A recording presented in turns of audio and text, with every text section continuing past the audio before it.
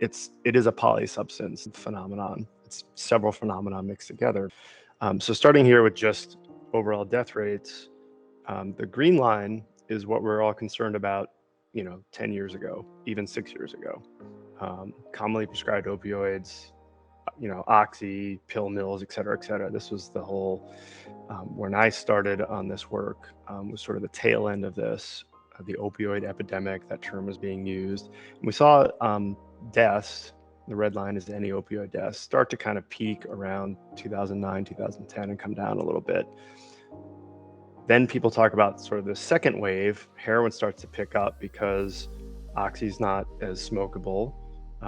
We've had prescription monitoring programs, other efforts to decrease supply or decrease illicit supply. So people switch to heroin, we start to see an increase in heroin deaths. And then we have this so-called third wave where the synthetic opioids start really taking off. And that is, to anybody who ever works with data, that's basically an exponential line. That is not a good thing in terms of, since this is deaths, that is pretty scary to see that taking off like that. And so the result is, and again, this is just preliminary 2020 data.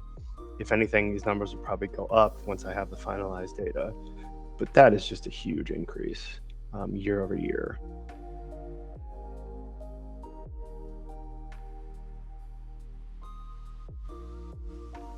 Snohomish County, 5.7 deaths per 100,000 with heroin, 10.72 deaths per 100,000 residents with involving synthetic opioids.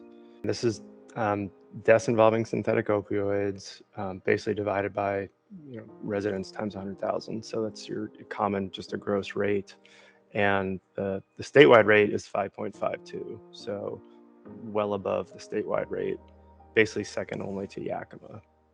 I do most of the data in the background here, but I certainly pick up what we're pushing, and that is medications. That's what I know a lot of people are working on, is getting medications for opioid use disorder. People now recognize that we have to have naloxone circulating to keep people alive.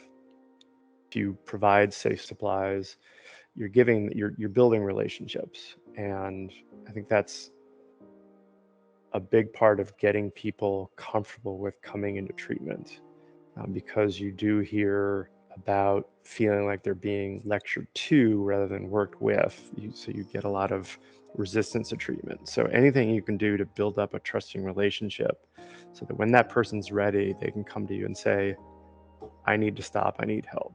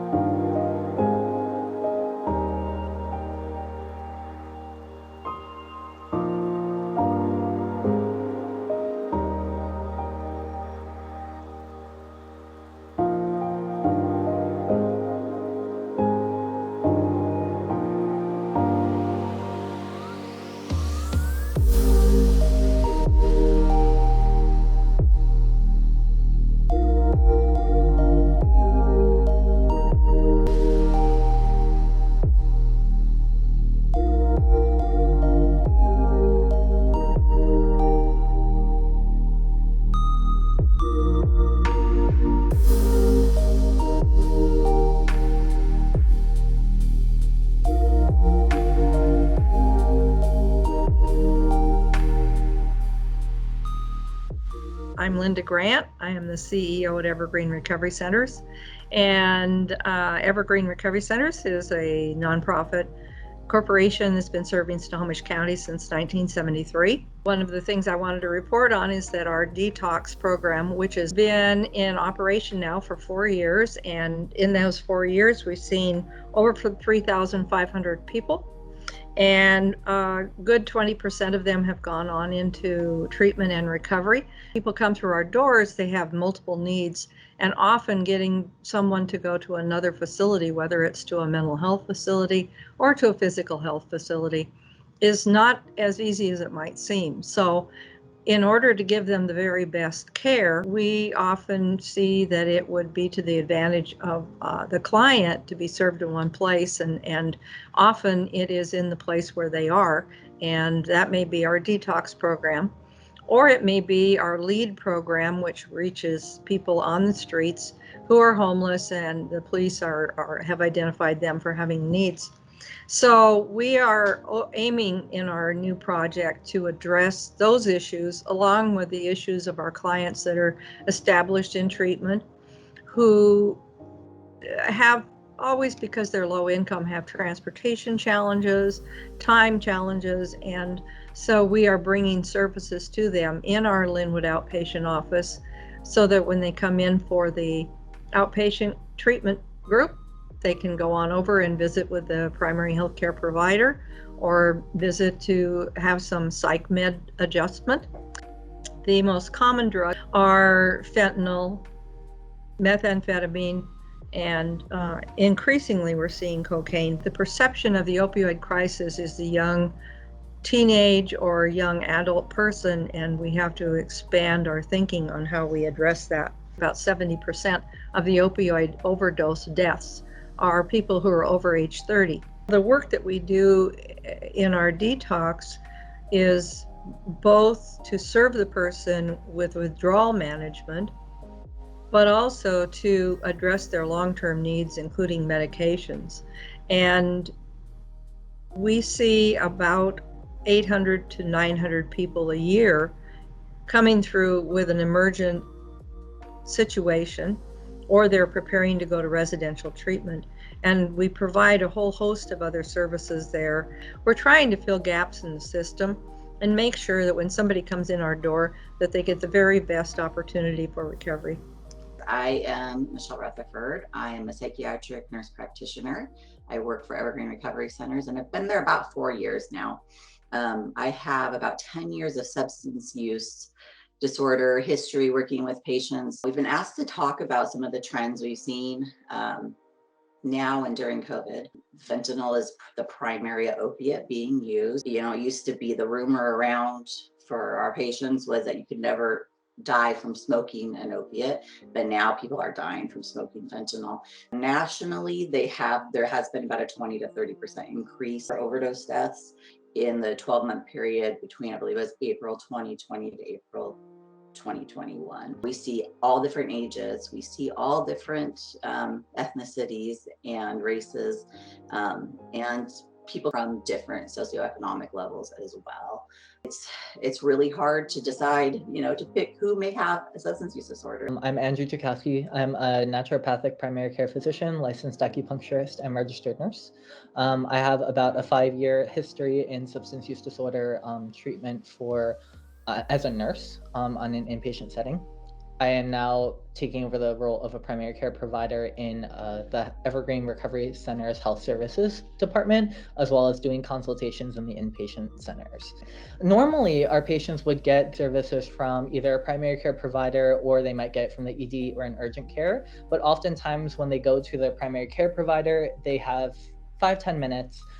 They see their chart, they see the history behind them, and then they're immediately like, okay, well, let's send you to another place, let's send you here and there. And with the substance use being a problem in their life, they don't really have time to go to different providers left and right, and oftentimes appointments get missed and they just neglect their health in general, or they'll go to the ED when things get very severe. What I've noticed in practice here is that a lot of patients come and they haven't seen a primary care provider in upwards to 10 or more years. They haven't taken care of their health, and a lot of their medical conditions are undiagnosed because they have not had them addressed, because their use has been a priority in their life, and housing and food and safety have become priority number one. So one of the things we're doing is we're doing a lot of imaging and diagnostics. We're doing a lot of evaluation and management. And we're working very closely with Project Access and other referral networks to try to get patients appropriate referrals and treatments that would help better serve them, but still having a warm handoff. So it's not like here's a referral, goodbye, and informing them of every step of the way. Another trend that we're seeing is that in COVID, there has been a much higher relapse rate, a lot more recurrence of use. And one of the things that we're striving to have is, regardless of whether or not you've relapsed or if you're in recovery, we want to be a safe place for people to feel they can come back to, regardless of their situation, without any judgment calls. And that's what we are doing. We have had a handful of patients, if not more, come to us in crisis and need, saying, I relapsed, I need to get back into detox, I don't know what to do. And their first thought and first stop was to come to health services for guidance. And so we're creating a safe, protected space for people to come at all stages of recovery, at all stages of life, and to help guide them into a safer environment with housing, counseling, therapy, medical management, and just a warm, loving touch. Hi, I'm Shannon Smith, and I am the program manager for the Snohomish County Syringe Services Program. We cover the entire Snohomish County. We have some emphasis right now on South County. We have realized that the South County was not being serviced as much as it should. So a lot of our efforts were originally in the Everett and the North County, and we have seen an increase throughout the county. So we now have a team that specifically goes out to the South County. There's been a new branding that we have undergone recently. So the previous Pacific Treatment Alternatives is now under a new branding name of Sound Pathways. And along with that, we started looking at the syringe program, deciding, what best serves the purpose of our clients. So previously it was the AIDS outreach / needle exchange. And since we do more than just needle exchanging, we had changed that to Snohomish County Syringe Services, because we provide services outside of just exchanging syringes. We're able to do outreach for 4 days a week with our team out there, as well as being available in the office 4 days a week. So we offer services 5 days a week throughout Snohomish County. Our team goes out and they do the outreach. We provide our clients with one-to-one harm reduction. So we bring in their dirty needles and we provide them with clean needles. And we have some discretion. So we bring with us supplies for them to have, and then we also have with us any resource information they may need. So we have information about cold weather shelters. We have mental health services that we can provide them information for. We have areas for them to go to food banks. We also have with us wound care kits. We have cold weather supplies with us, blankets, lunches. We always have naloxone or Narcan on us. We'll have resources for them if they decide at that time they're ready to get clean or sober. We can help to set them up with referrals to detox agencies. We have a wonderful relationship with Swedish Hospital. We 100% recommend that our clients go to Swedish Edmonds for any services that they need. We're reaching clients that not only are that stereotypical, what people like to say are the addict that comes in and they're getting their syringes. We see people who are in areas like in Edmonds and Bothell and Mill Creek who have 40-hour-a-week jobs, who have families, who don't want to come into the exchange because of the stigma that's attached to it. So we will meet them at their residence or a place that they feel safe that they can exchange. So I think it's just really important that we identify that this is a disease, this is an epidemic that hits all areas and all different, ethnicities, races, economic statuses. I just want to share with a client success story that we had. We had a young gentleman, in his 30s, who had been, drinking and using drugs throughout his life, and he had came to a point where he was done. And before this, I would have never known to take him to the Swedish Edmonds Hospital, and I was able to connect him there with Swedish Edmonds, and they got him in, and they made him an appointment for Ideal Options and provided him with a prescription for 3 days worth of Suboxone. And from there, he was able to go to his appointment and get into Ideal Options. And this is the amazing thing about how when the system works together and it all flows nicely. But when he was at Ideal Options, he met with one of the embedded social workers who was able to then help him with the process of getting into inpatient treatment.